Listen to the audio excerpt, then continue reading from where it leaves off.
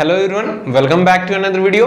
जी हाँ बच्चों, आज हम जानेंगे कि वायरस क्या होता है, साथ ही साथ हम जानेंगे कि बैक्टीरियोफेज क्या होता है, वायरॉइड्स क्या होते हैं, प्रियॉन्स क्या होते हैं और इनके हम कुछ कैरेक्टरिस्टिक फीचर्स को भी एक्सप्लेन करेंगे। साथ ही साथ ये जो वायरस होते हैं ये कौन कौन सी डिजीज कॉज करते हैं और इनमें कौन सा जेनेटिक मटेरियल होता है उसके भी बारे में डीप एनालिसिस करेंगे।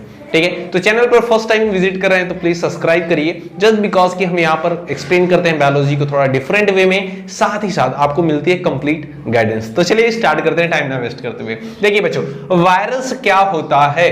एक तो वायरस आपने देखा था 3 इडियट में, है ना, लेकिन ये उस वायरस की बात नहीं हो रही, यहां पर एक अलग ही वायरस है। देखिए, virus is a cellular, virus क्या होता है बच्चों, ए सेलुलर होता है एन इन्फेक्टियस न्यूक्लियोप्रोटीन। जी हां, यानी कि जो वायरस होता है ये ए सेलुलर होता है एंड इसमें न्यूक्लियोप्रोटीन होता है।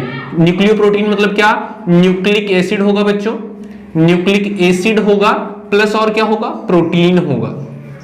और न्यूक्लिक एसिड आपको पता है 2 टाइप्स के होते हैं। कौन कौन से न्यूक्लिक एसिड होते हैं, डीएनए एंड आरएनए, तो दोनों में से कोई भी हो सकता है इसमें। अब जरा समझते हैं कि ए सेलुलर क्यों बोला जाता है इसे।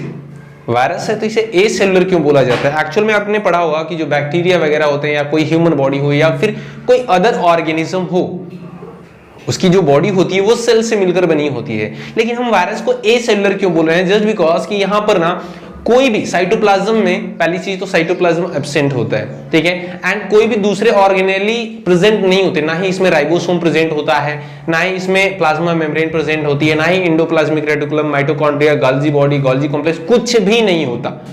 मतलब कोई भी सेल का कंपोनेंट इसमें होता ही नहीं है। दैट्स व्हाई हम इसे क्या बोलते हैं, ए सेलुलर कहते हैं। आई होप आपको समझ में आया होगा। चलिए आगे देखते हैं बच्चों। The virus containing nucleic acid, DNA और RNA and protein।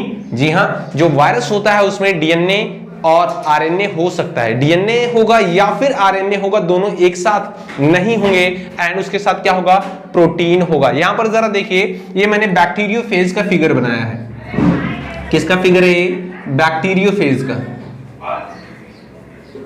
अब जरा समझिए बैक्टीरियोफेज, ठीक है ना।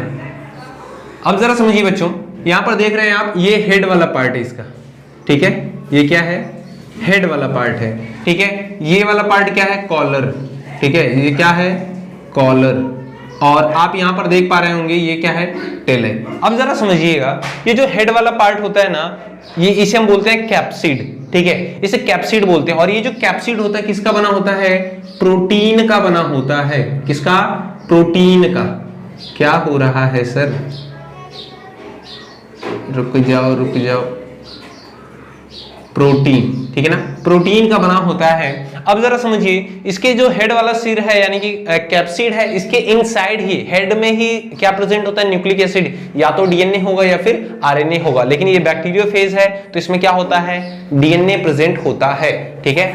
और इसके नीचे, हेड के नीचे क्या होती है, कॉलर होती है, और कॉलर के नीचे क्या होती है बच्चों, एक सेल प्लेट होती है, और वहां से 6 टेल एराइज होती हैं, ठीक है। आई होप आपको समझ में आया होगा। चलिए आगे देखते हैं बच्चों, वेरी इंपॉर्टेंट, यहां पर साइंटिस्ट के नाम आप जरूर याद रखिएगा। साइंटिस्ट का नाम सबसे ज्यादा पूछा जाता है, और यहां पर सारे इंपॉर्टेंट जितने भी साइंटिस्ट हैं उनके नाम मैंने यहां पर मेंशन किए हैं। देखिए, term virus given by M J Beijerinck. जी हाँ, याद रखिएगा, जो नाम है वायरस उसे किसने दिया था, एमजे बेजर्निक ने दिया था। He called contagium vivum fluidum, ठीक है। इन्होंने क्या बोला था, वायरस को एक ऐसा फ्लूइड मीडियम जो कि इन्फेक्शन कॉज करता है, ठीक है। That's why we called contagium vivum fluidum. और नाम वायरस किसने दिया था, एमजे बेजर्निक ने दिया था। Louis Pasteur give the name virus means venom और पॉइजनस फ्लूइड, ठीक है। और लुइस पास्चर जो थे, इन्होंने बोला कि ये जो वायरस होता है ये एक्चुअल में वेनम है, मतलब क्या, पॉइजनस फ्लूइड है। और ये जो वायरस होते हैं 100% पैरासाइट होते हैं, विच मींस ऑब्लिगेट पैरासाइट। जैसे आपने देखा था, बैक्टीरिया जो होते हैं वो हमें फायदा भी पहुंचाते हैं, नुकसान भी पहुंचाते हैं, लेकिन जो वायरस होगा ना वो ऑलवेज हमें क्या करेगा, हार्म करेगा, हमारे लिए वो कोई भी एडवांटेज नहीं देता। बैक्टीरिया वाली क्या करता था हमारे लिए, लैक्टोबैसिलस बैक्टीरिया था तो वो क्या करता था, मिल्क को कर्ड में फॉर्म करता था। एंड दूसरे बैक्टीरिया थे एस्परजिलस नाइगर वगैरह, तो वो हमारे सिट्रिक एसिड वगैरह हमें देते थे, ठीक है। बहुत सारे बैक्टीरिया होते हैं जो हमारे लिए हेल्पफुल होते हैं। लेकिन जो वायरस होगा 100% कोई भी वायरस हो वो सिर्फ और सिर्फ हमें डिजीज देगा, वो सिर्फ और सिर्फ हमें हार्म करेगा। दैट्स व्हाई वी कॉल्ड 100%, यानी कि ऑब्लिगेट पैरासाइट। ठीक है, अब आगे देखिए बच्चों,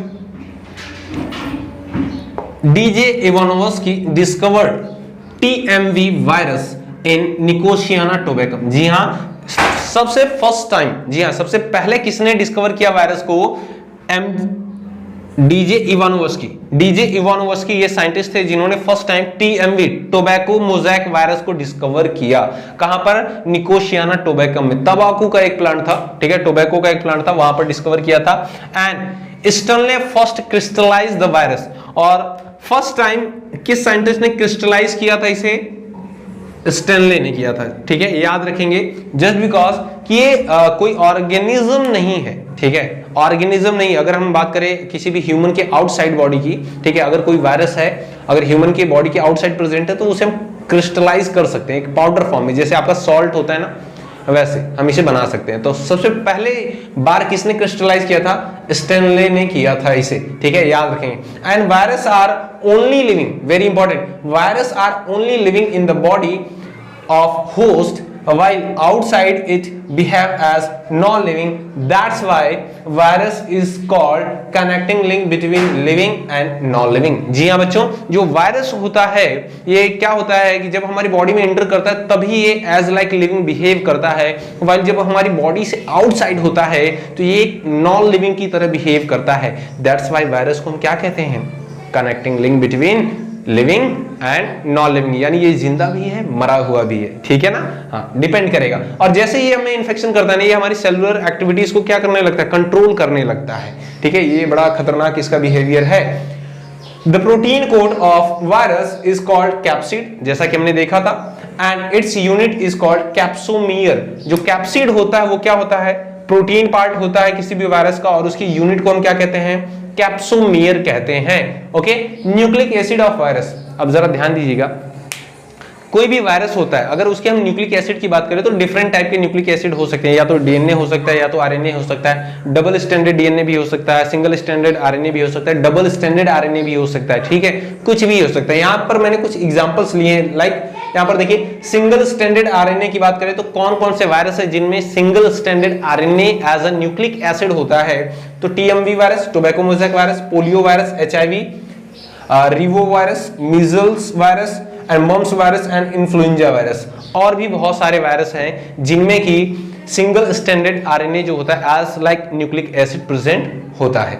वाइल डबल स्टैंडर्ड आरएनए, ये बड़ा ही इंपॉर्टेंट है। डबल स्टैंडर्ड आरएनए, आपको पता है जो आरएनए होता है जनरली सिंगल स्टैंडर्ड होता है, बट कुछ ऐसे वायरसेस होते हैं जिनमें की जो न्यूक्लिक एसिड होता है यानी कि आरएनए होता है वो डबल स्टैंड के फॉर्म में प्रेजेंट होता है। कौन कौन से बच्चों, याद रखिएगा, Revo virus and wound tumour virus. ठीक है, Revo virus and wound tumour virus, ये ऐसे वायरस हैं जिनमें आरएनए जो होता है वो डबल स्टैंडर्ड के फॉर्म में प्रेजेंट होता है।